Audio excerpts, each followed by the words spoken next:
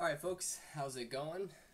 Thanks for coming out tonight. Let's try to make this fairly brief, as it really isn't all that much material when it comes down to it. So let's kind of get started. So hopefully some of you guys have some questions that will be able to make this go a bit smoother. Other than that, we will just kind of run through a number of things real fast. I'm opening the quiz up on my other computer to give you guys I guess an idea of what's going to be on the quiz.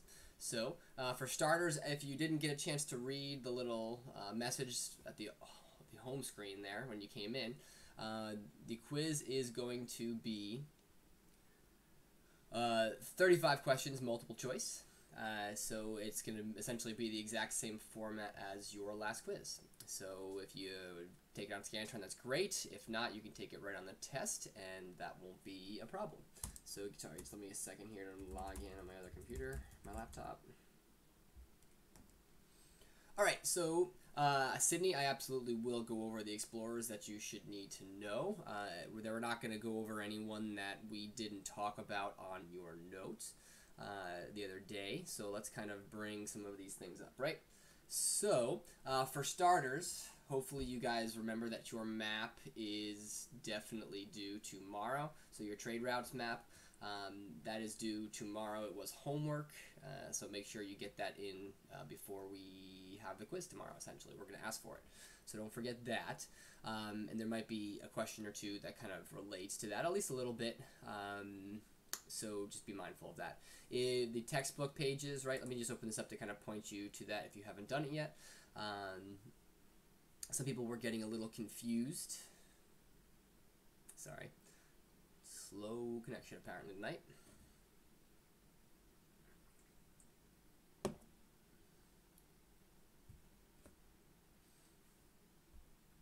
I think it's just a large PDF, which is part of the issue with why it's going so slow.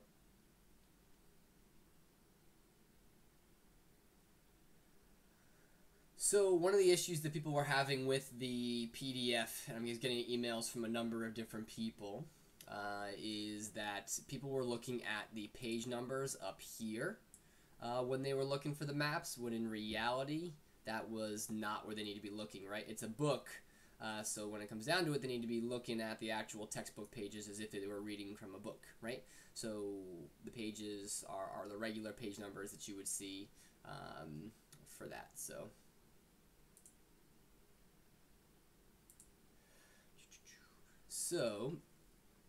be mindful of that, right? So let's go back to this. So don't forget that you've got that due tomorrow. So what's on the quiz tomorrow, right? Let's bring this up. I'm sorry, my computer was restarting and taking a while on my laptop here, so just need to get the actual quiz up to help out.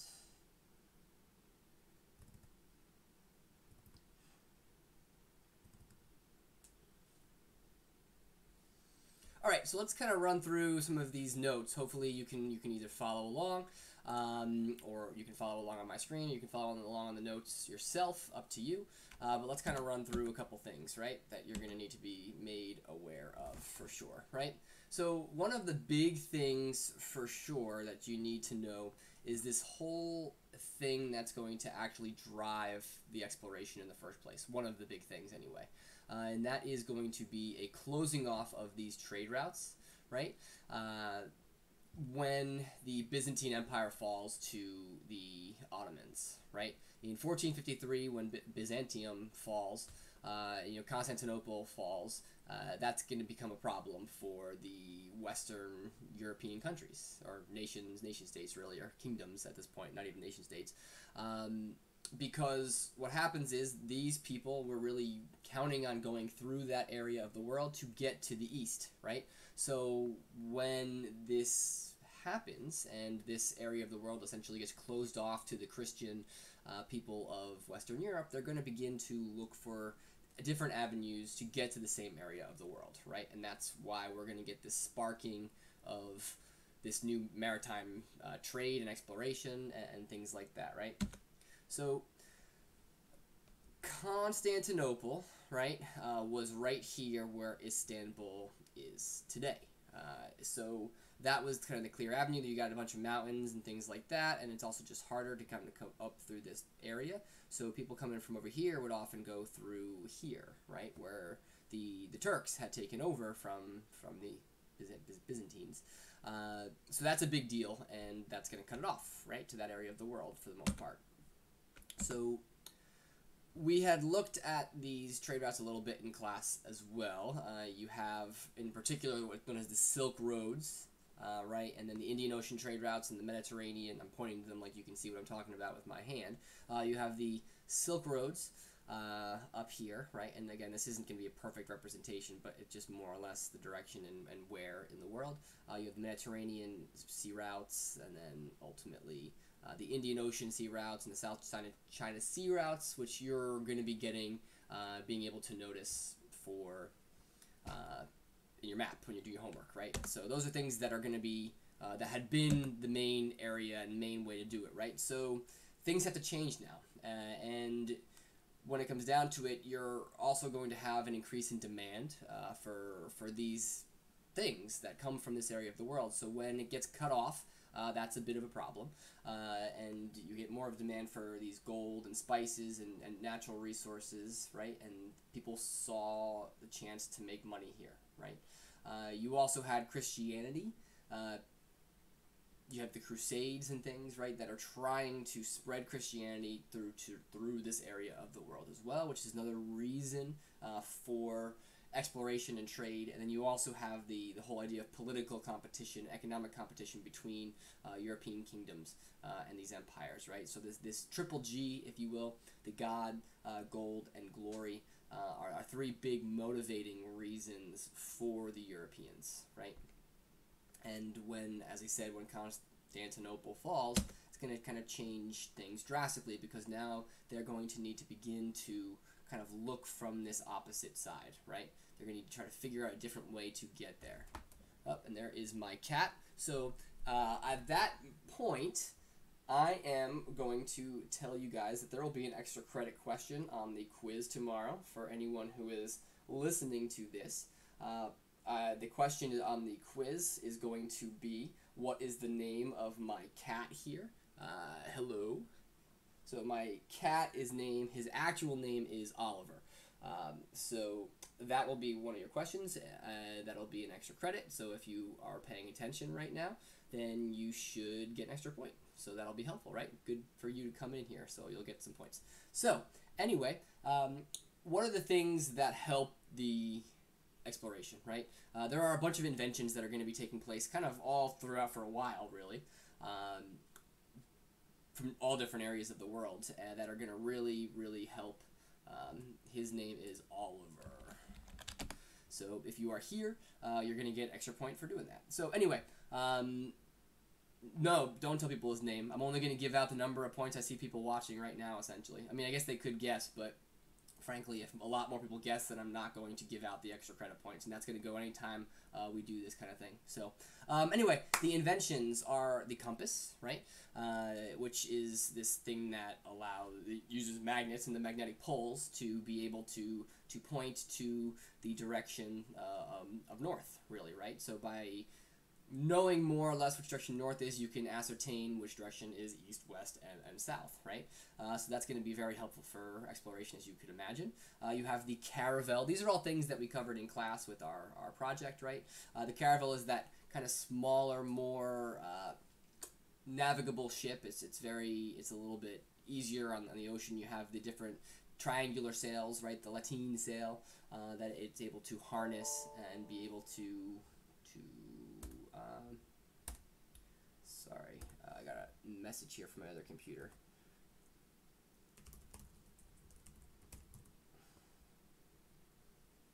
Anyway, so the triangular sails is another big thing that's going to allow people to sail against the wind, which will make it a lot easier to actually travel westward across the Atlantic Ocean, where this had been a problem, because most of the prevailing winds in the Atlantic come from the west to the east, okay?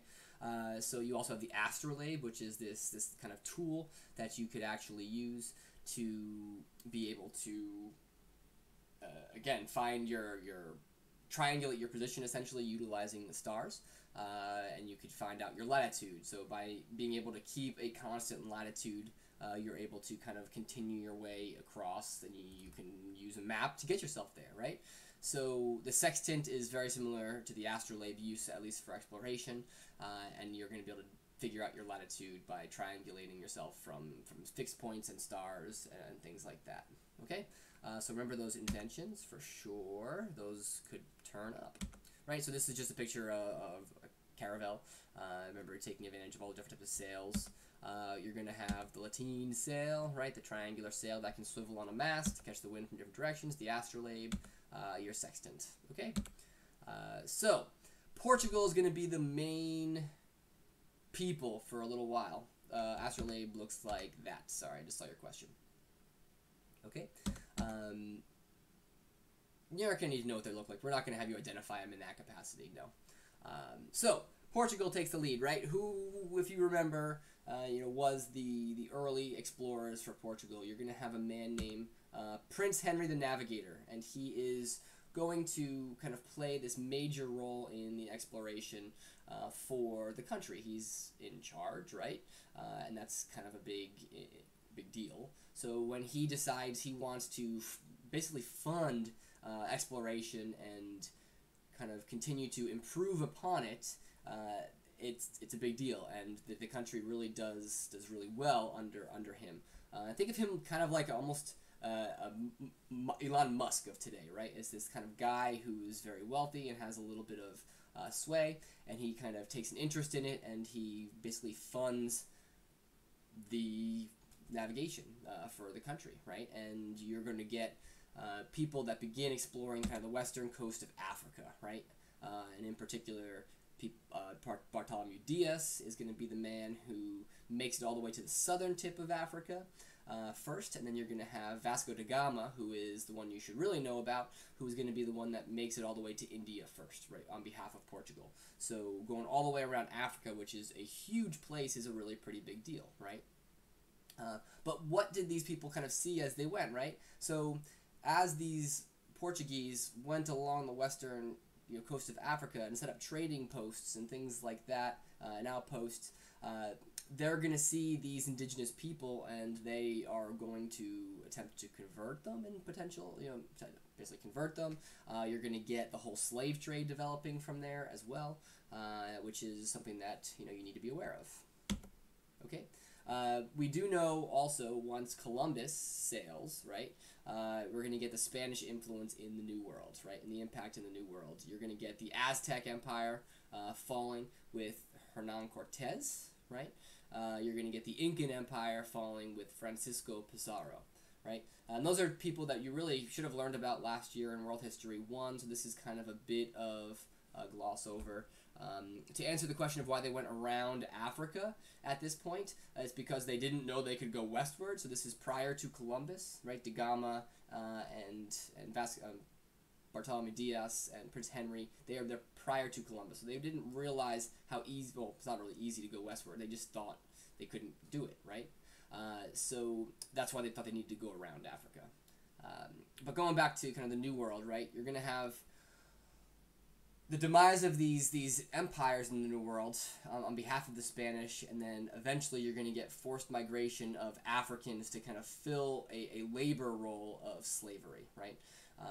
And colonies, as it says here, are going to kind of begin to imitate the culture of their parent countries, right? So say if you're Spanish and you're heading to the New World, you might get a little homesick, and you might want to build buildings that are similar to what you might find in Spain. You might act very similar, set up similar type of governments and things like that, right? So a lot of times these colonies are going to imitate what it was like at home. I hope that makes sense. Demise means? Demise is the kind of fall, Carolyn, if that makes sense. So it's the fall of the Aztecs and the conquest of them and the Incas. All right, going next here. So as we were saying, right, this impact on Africa is important from what the Portuguese doing, and other Europeans eventually as well, right? They're going to trade in slaves and gold in particular, as well as other resources, which we will get to more in another chapter. And you're going to have these trading posts as set up kind of all along the coast, right? So, one second, sorry. Yep, okay. I want to make sure something.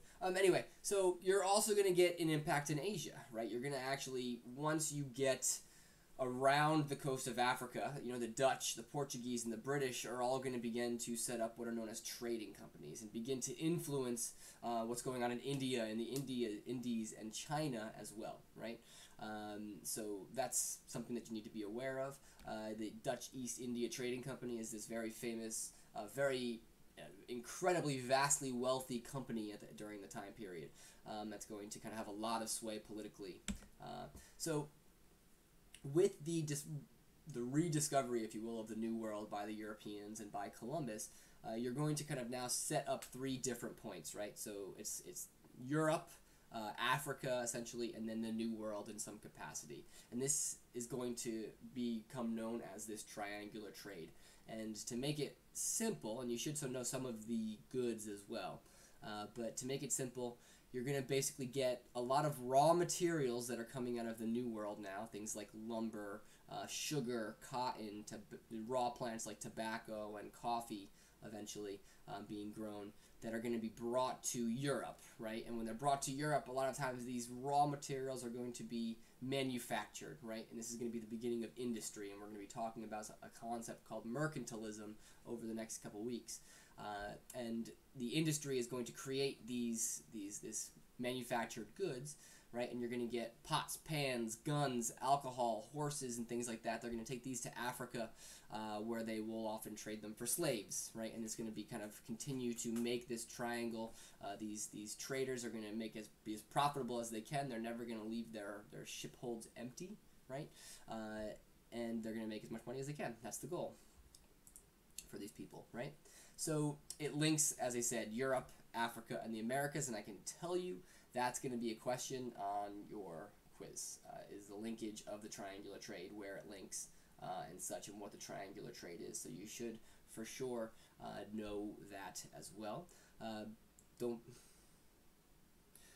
Restaurant thing, menu is going to be due actually at the end of tomorrow as well, but I'm pretty sure you guys have 7 returns tomorrow, so you can work on them tomorrow. For period 2, you have until Wednesday for that. Okay, so it's a couple things due. You have this quiz, you got the restaurant menu, which you spent an hour and a half working on last class, and you'll be able to finish it up maybe after the quiz tomorrow. Okay, so moving on. Right, we talked about the Columbian Exchange as well, which is what this. The Columbian Exchange is what we've been doing this menu, right? So the idea is you're supposed to kind of have a thought on which goods are going to be coming from the old world and which goods are going to be coming from the new world, right? So hopefully you got a little bit of it. We're not going to hold you responsible for all of these or anything, but it's important to understand of the Columbian Exchange and some of the basic things, right? Big things being like wheat and grains and livestock and diseases that are going to end up in the new world that they didn't have before, and the things like the potato and the tomato and beans and things like that are going to become incredibly important to European agriculture moving forward after the Columbian Exchange as well. And the big thing, right, is this disease, smallpox in particular, among others, is going to be responsible for killing between 90 and some even say to 99% of the Native Americans, the indigenous peoples of North and South America, essentially between Columbus's arrival and first European contact up until kind of the first permanent European settlements with St. Augustine down in Florida, and then Jamestown in America anyway, what's modern day America.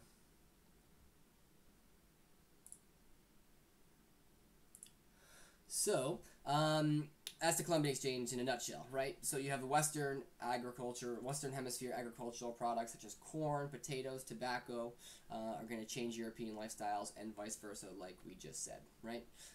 So that's kind of just reiterating, so let's kind of keep going.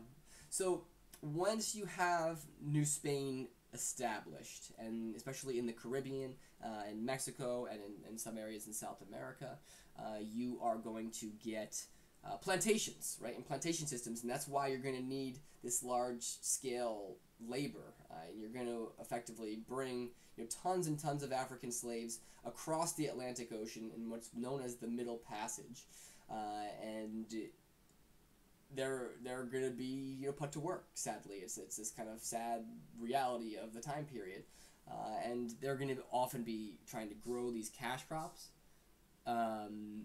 Things like tobacco and sugar and cotton eventually that are going to be used in Europe extensively.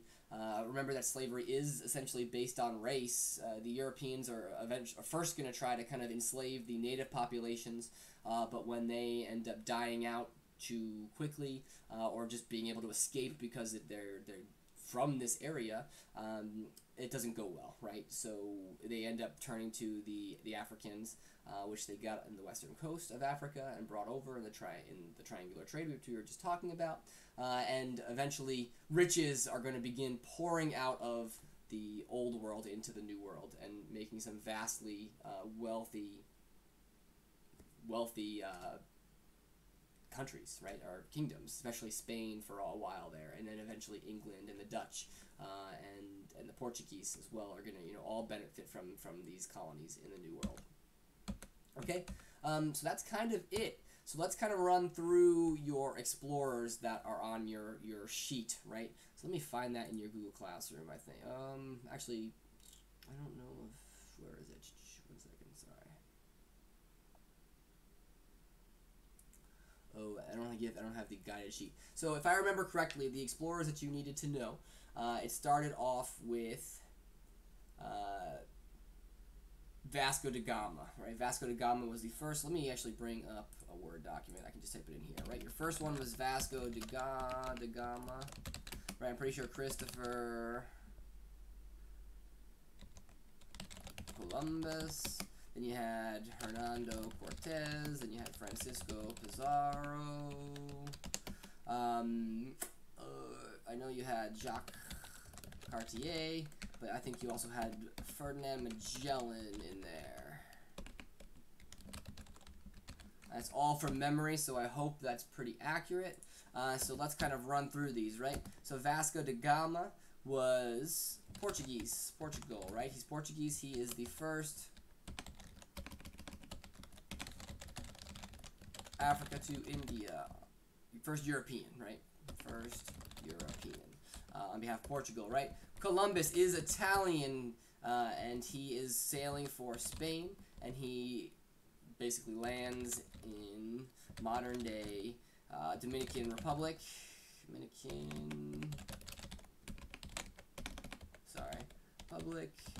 and Haiti, right? And he's going to kind of rediscover the New World on behalf of Spain, right? That's a big deal. He's going to set up, the Columbian Exchange is going to become a thing because of him, and that's why it's named after him, right? Columbian Exchange. Cortez is going to come a little bit later, and he is going to conquest of the Aztecs, right? In what is modern-day Mexico, and he is Spanish as well. And he's completely Spanish. Conquest of Aztecs, right? Pizarro is going to come later. He is ultimately the conquest of the Incas, right? So you should know all of these explorers for sure. It's going to be helpful. There might not be a specific question on all of them, but there could be question choices for most of them, and knowing which ones match up to certain areas. I can make this bigger. Yep. Okay, hopefully that's better. I think there's also, it's Vasco Nunes de Balboa. I think you also had, right? So let's do Magellan. Magellan is Spanish. Most of these guys are Spanish. There's a theme there since they were the first ones here, right? Magellan is Spain. His expedition is the first one around the world, right? First circumnavigation of the world. Magellan is going to end up dying. Magellan dies in the Philippines. Fun fact. His slave, Enrique, was probably the first one to go all the way around the world. Not even the expedition. Fun fact. We talked about that in class too. Right? Balboa is also Spanish. There's, again, a theme. Balboa is going to become the governor of Panama after he is the first European that we know of to see the Pacific Ocean, right? And then Jacques Cartier is French, and Jacques is going to help found New France.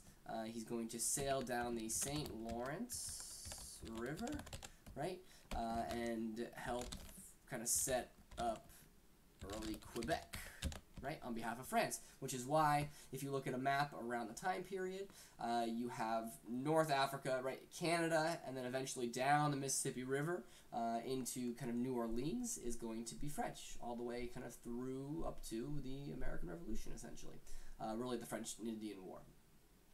So those are your explorers that you're expected to know from our notes the other day. I can tell you that knowing them all is going to really pay dividends because there's a number of questions that you're going to either be expected to know them for answer choices or questions that are specifically outlined in that. Okay. That said, that's kind of all of the material, at least gone through the notes. So let me look over the quiz here briefly and see if there's anything else I can kind of point you in the right direction. There is going to be, right, so let's say there is one map, and there's going to be 3 or 4 questions associated with the map as well. Well, this sheet, I can post this to Google Classroom, I suppose. I can post it somewhere, or maybe you can just kind of freeze frame the screen and take a screenshot or something. But I can maybe just post an announcement of it real fast when this is all done. Okay, so there's a map. You should know that. Be aware of that. You need to know Jacques Cartier, as I was saying. You're going to have to know who funded and encouraged the exploration in Portugal. You should know the European migration to the Americas and its results. You should know how slavery was based. Hint, hint, wink, wink. You should know who Hernando Cortez was. You should know what the triangular trade was. Who Vasco da Gama, right? Who did he sail for? And where did he go? So you should also be able to analyze a chart on the triangular trade. So kind of what's being brought around the triangular trade in particular are all things that I would know. So between what we're to know about diseases, right? Who the... Oh, I missed one here. Let me add him.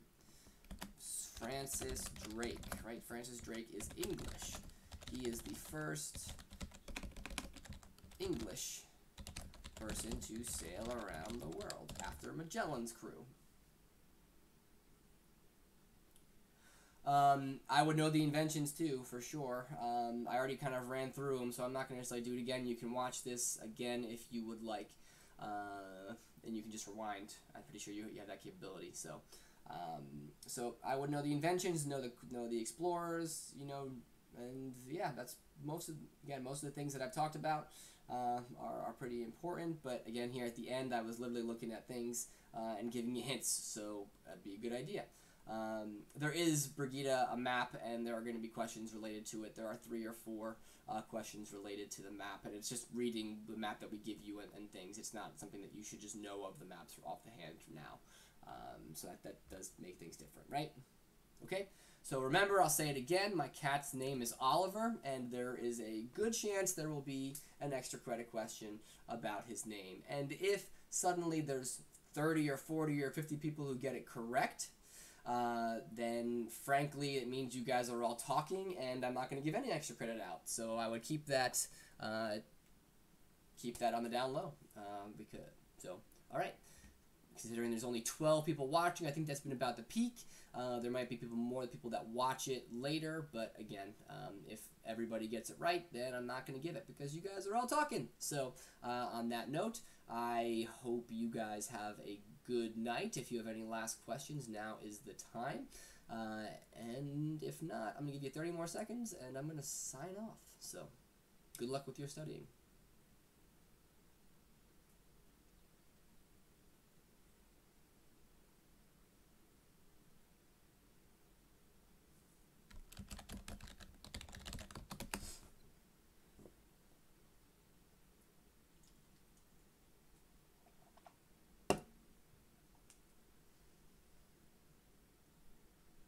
Alright guys, have a good night. You're not going to know my Discord. The end. But maybe one day I'll stream a game for those that are interested. Alright, anyway.